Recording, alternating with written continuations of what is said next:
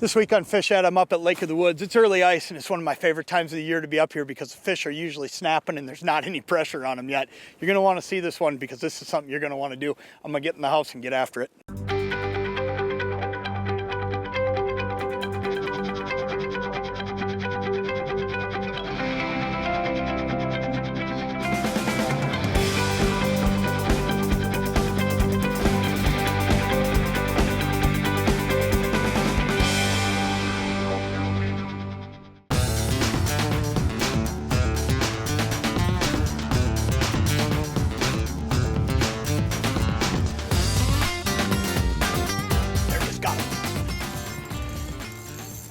That is an example of working a fish a long time. I'll tell you, he's been down there, and what I had to do was just continually keep changing cadences. That's a great sauger to start my day. Oh, we're up on Lake of the Woods, and it's early ice, and sometimes when you get out here for the first time of the year, I mean, you look around, you don't see a bunch of houses. I mean, nobody's out here yet. It's pretty early. It's safe. We're on 4.5 inches of ice now, 5 inches. But I'll tell you what, you got to go through a lot of different things sometimes to get them to bite. And what I'm fishing today is rattling flyer spoon. Now, I started off with that color right there, and I'll tell you part of the reason I did this is the water's pretty clear, but at the same time, too, the fish haven't seen a lot of lures here for the last couple weeks, okay? Actually, last month, probably. So a lot of times, if you put something down there real aggressive and real bright, you can really get them turned on quick. Now, if that doesn't work, I'm going to go back to my natural colors because, like I say, it froze pretty clear this year. And what I mean by that is a lot of years you'll get the window blow and all of a sudden you'll have kind of a dingy looking water, but Lake of the Woods looks like it's going to be really clear this year, and that's a good thing because it's going to keep the bite good, especially if by chance we do get a bunch of snowpack.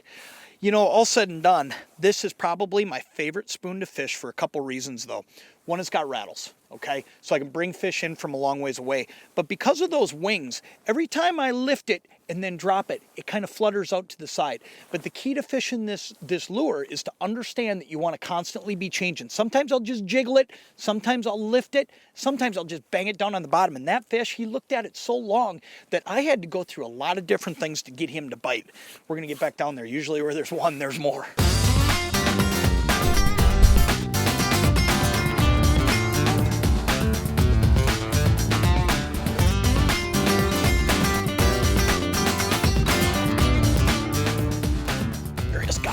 Oh yeah. Well, you can tell this one, I could see him coming, and you could tell by that red line he was a lot better fish than he is. But I'll tell you, one of the keys is picking spots on early ice. It's not always about, ooh, yeah, look at that eye. Look at that. Oh, that is just fun. You know, I switched colors too. You're gonna notice that. I switched something that glows a little bit more. I just thought maybe with this snow cover and the overcast, it might make a difference. And boy, this guy just came railing in and smacked it. That is a perfect 19-inch walleye right there. Here's what's really cool though. When you get out here on first ice, you don't necessarily have to go a long ways. I'm not that far out today. Now, I've started out in 24 feet, and here's why I started out here this far. I would have started in a little bit shallower, but I didn't get on the ice today until about 8 o'clock, and I'll tell you exactly why I waited that long. It's my first time out here on Lake of the Woods this year. And I know there's a pressure ridge in here, and I wanted to make sure I was going over it in the daylight so I could get out and look at it. But look at that walleye. What a great fish.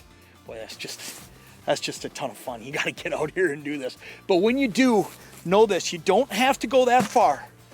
I'm out in 24 feet, like I said, and that's only about 1.5 miles from the shoreline. And all I'm looking for is any little bends in that contour line. It doesn't take much because these fish will run back and forth this way once they get to where they're going for the day.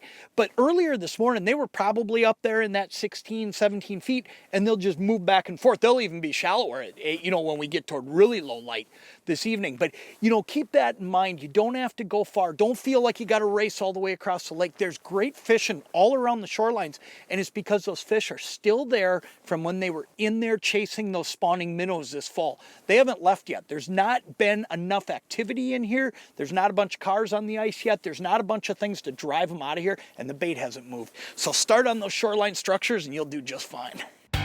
Here he comes, he's hot. Got him that time. That's a good sauger. Yeah, he's at 12. We'll let him go and grow up.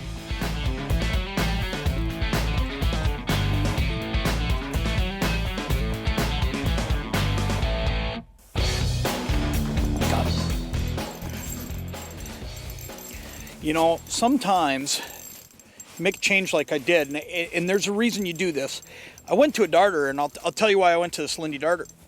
I was on a little streak there of catching a lot of little fish, and this is what I'm after right there. And you can see what he did. And all of a sudden, you just see a fish come railing up and look at a bait like that. And you know what? It's not going to be one of those little saugers. It's going to be a guy like that one right there. Man, it's been a great morning out here on Lake of the Woods. And fish like this, they're just waiting for you. If you can find some time, get up here.